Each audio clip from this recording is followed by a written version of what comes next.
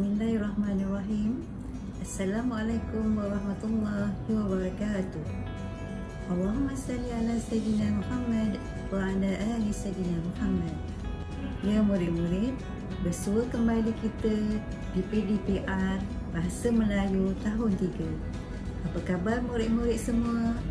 Cikgu harap murid-murid dalam keadaan yang sihat, sentiasa dalam pemeliharaan Allah dan rahmatnya juga.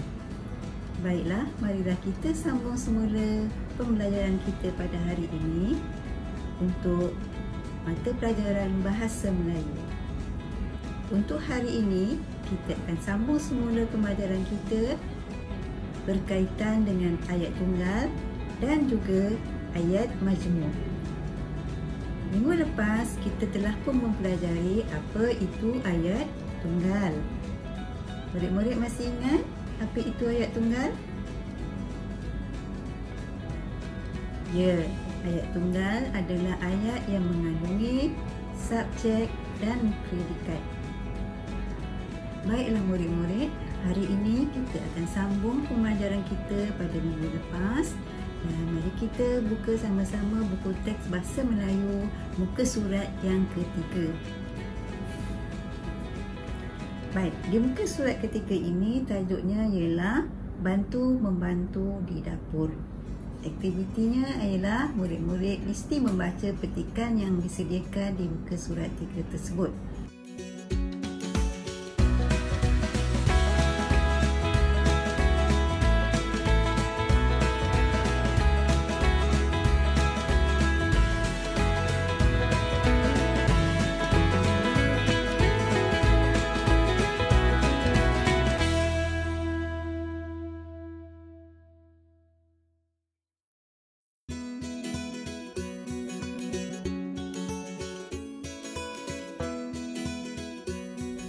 Baiklah, cikgu akan bacakan petikan di muka surat yang ketiga, tajuk bantu-membantu di dapur. Murid-murid dengar dengan baik dan teliti bacaan cikgu. Kemudian, selepas ini, cikgu nak murid-murid membuat rakaman bacaan murid-murid di rumah. Boleh ya? Baik, mari kita semak sama-sama. Bantu-membantu di dapur. Nabilah ke dapur. Nabilah melihat ibunya membersihkan ikan, daging dan sayuran yang baru dibeli. Encik Abdul Aziz pula membawa barang-barang kering. Nasri membantu ayahnya. Wah, segarnya sayuran dan ikan-ikan ini. Ibu sungguh pandai memilihnya, kata Nabilah. Puan Zainab tersenyum. Nabilah, kita mestilah makan makanan yang segar. Makanan yang segar mengandungi vitamin, kata ibunya. Mengapakah kita memerlukan vitamin? Tanya Nabilah. Kita memerlukan vitamin kerana vitamin memberikan kita tenaga. Vitamin juga menjadikan badan kita sihat. Minda kita pula akan cerdas. Jelas Encik Abdul Aziz kepada Nabilah sambil meletakkan barang-barang di atas meja.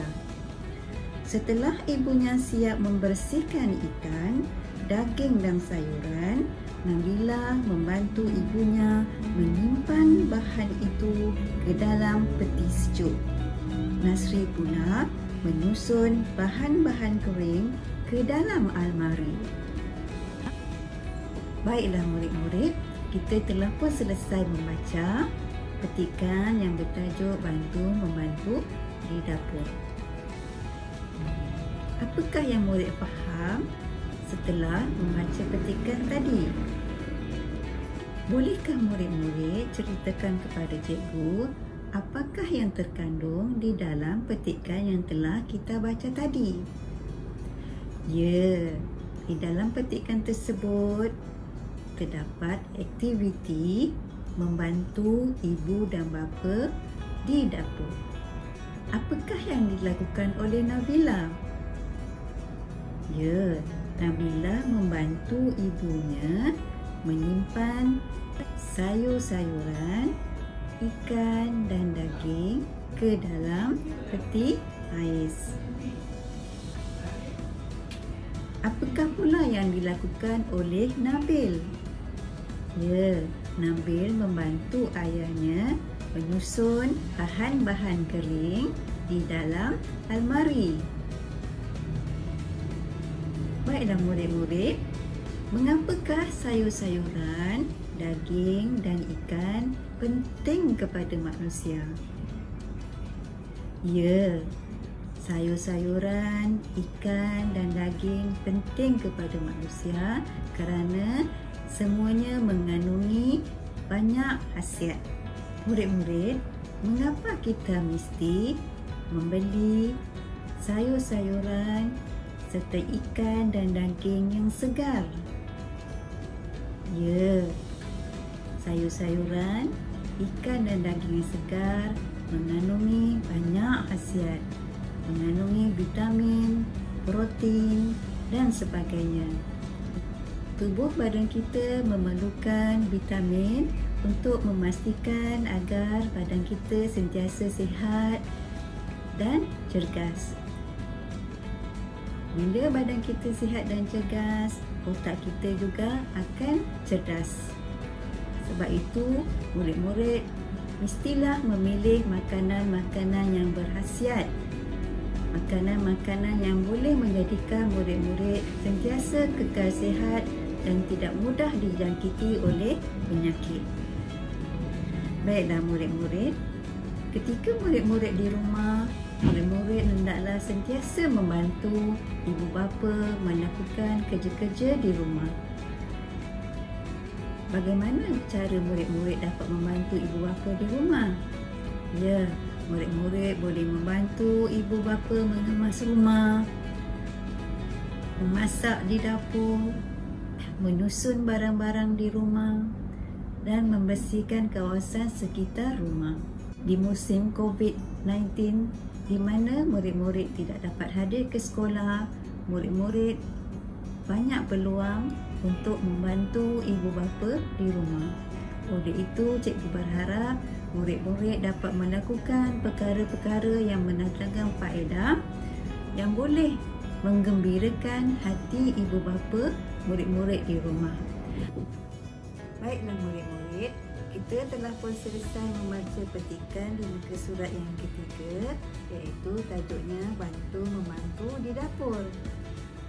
Di dalam petikan tersebut banyak mengandungi ayat tunggal dan juga ayat majmuk. Pada minggu lepas, murid-murid telah mempelajari apa itu ayat tunggal. Murid-murid masih ingat apa itu ayat tunggal? Ya, ayat tunggal merupakan ayat yang mengandungi subjek dan predikat.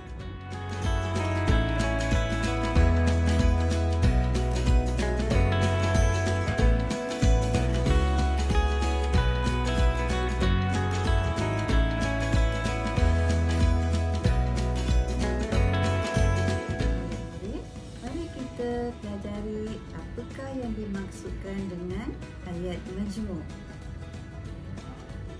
Ayat majmuk ialah ayat yang mengandungi dua atau lebih ayat tunggal kemudian disambungkan oleh perkataan kata hubung seperti dan atau kecuali, tetapi, sambil, seraya dan sebagainya. Ayat ini juga dikenali sebagai ayat selapis.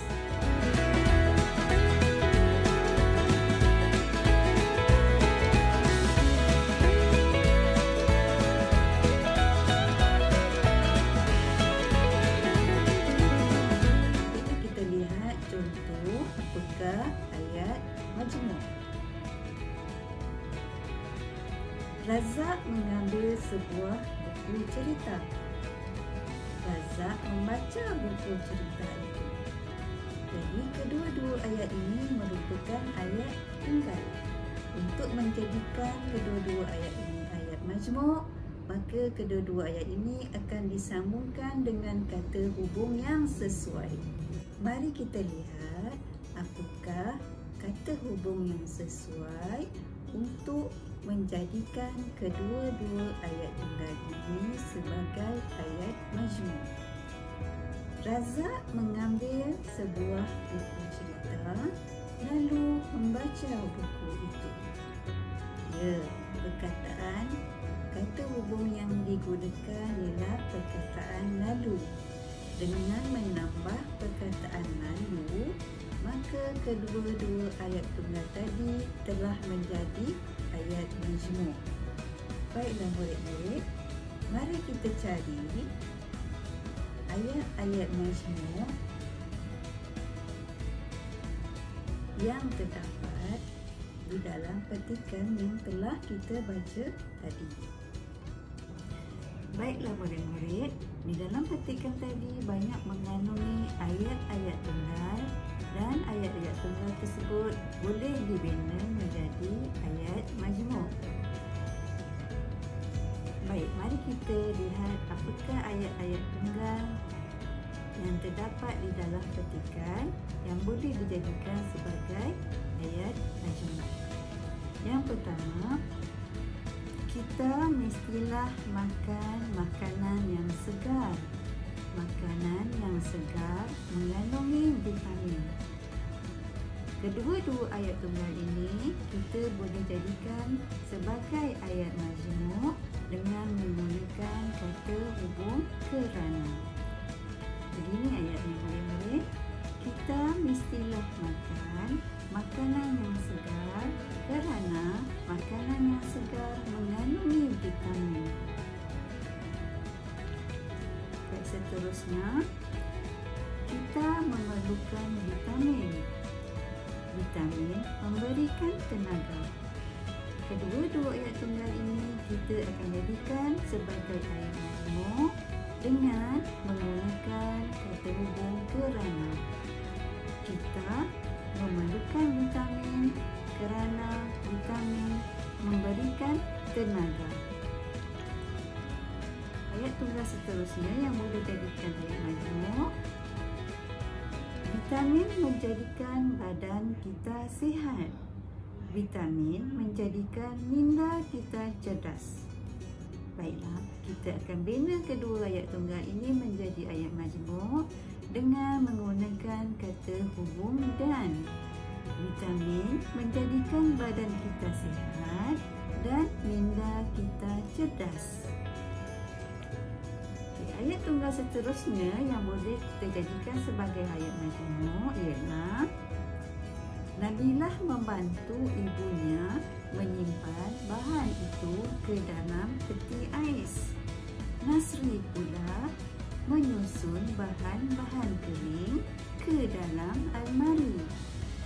Baiklah murid-murid, kedua ayat-ayat tunggal ini boleh kita bina sebagai ayat majmuk dengan menggunakan kata hubung manakala. Nabilah membantu ibunya menyimpan bahan itu ke dalam peti sejuk, manakala Nasri pula menyusun bahan-bahan kering ke dalam almari. Ya murid-murid, kita telah pun selesai mencari ayat-ayat tunggal di dalam petikan di mana ayat-ayat tunggal tersebut boleh kita jadikan sebagai ayat majmuk dengan menggunakan kata hubung yang sesuai.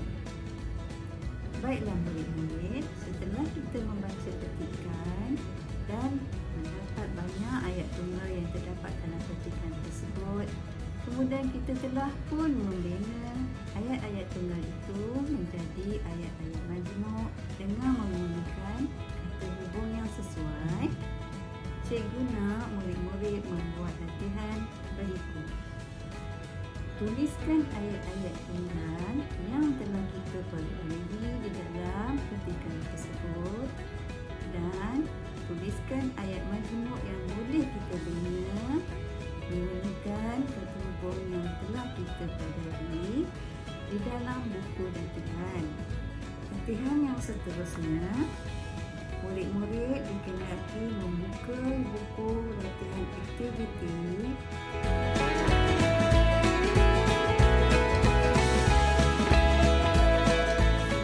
yang kedua.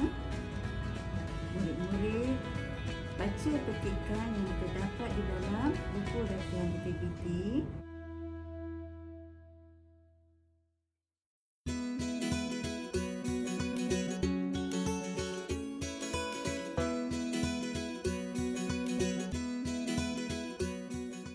Kemudian tuliskan ayat tunggal yang terdapat di dalam petikan.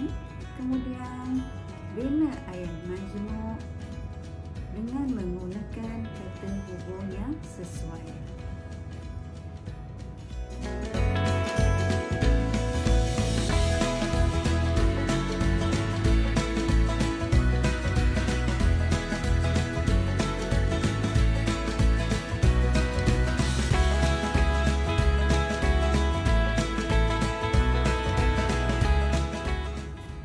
Baiklah murid-murid, sehingga di sini sahaja pembelajaran kita pada hari ini. Semoga kita bertemu kembali di minggu hadapan.